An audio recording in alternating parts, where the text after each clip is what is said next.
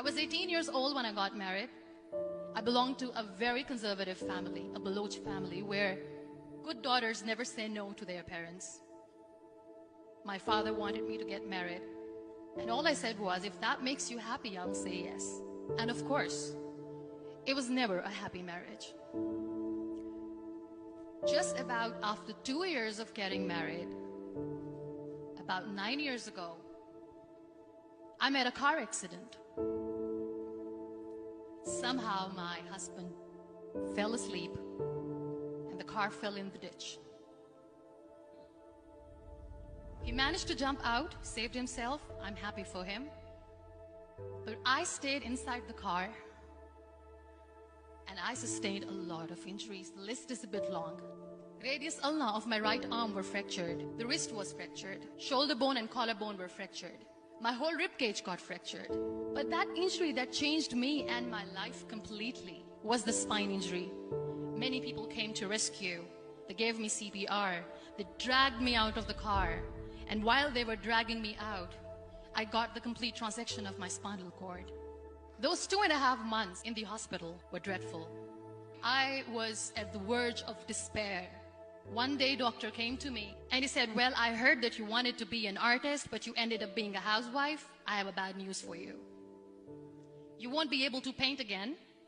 Next day, doctor came to me and said, your spine injury is so bad, you won't be able to walk again. I took a deep breath and I said, it's all right.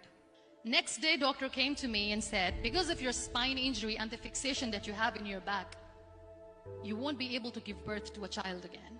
That day, I was devastated. I started to question my existence. Why am I even alive? So what kept me going was, one day I asked my brothers, I know I have a deformed hand, but I'm tired of looking at these white walls in the hospital and wearing these white scrubs. Bring me some colors, bring me some small canvas. I want to paint. So the very first painting I made was on my deathbed, where I painted for the very first time. What an amazing therapy it was. Without uttering a single word, I could paint my heart out. I could share my story. People used to come and say, what lovely painting, so much color. Nobody could see the grief in it. Only I could. And that day I decided that I'm going to live life for myself.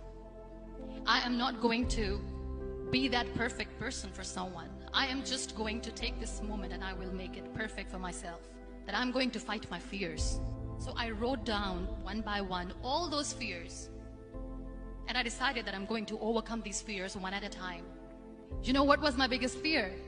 Divorce. But the day I decided that this is nothing but my fear, I liberated myself by setting him free.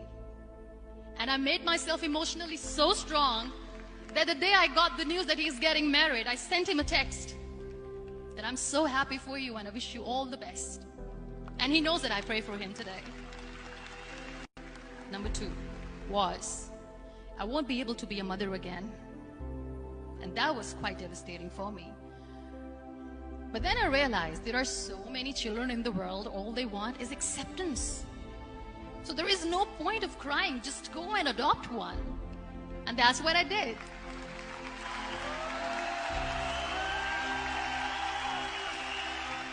I gave my name in different organizations, different orphanages, and I waited patiently.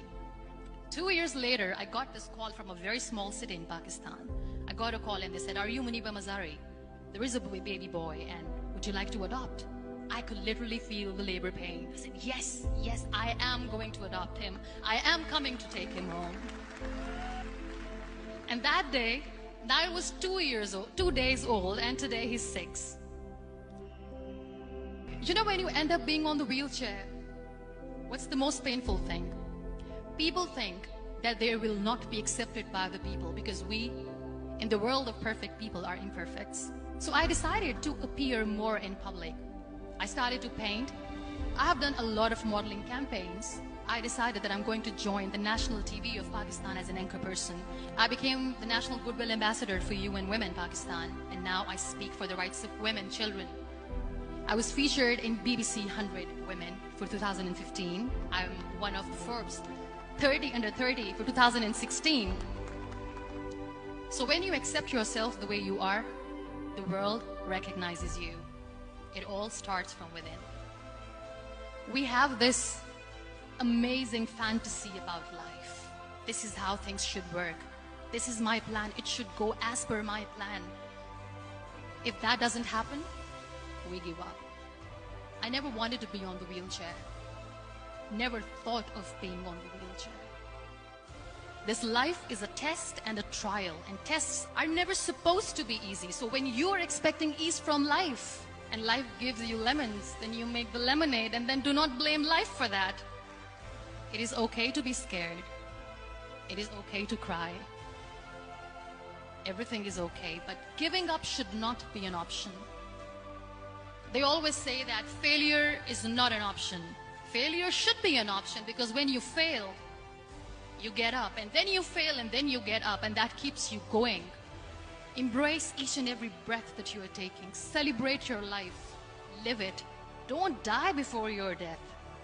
Real happiness lies in gratitude. So be grateful, be alive, and live every moment.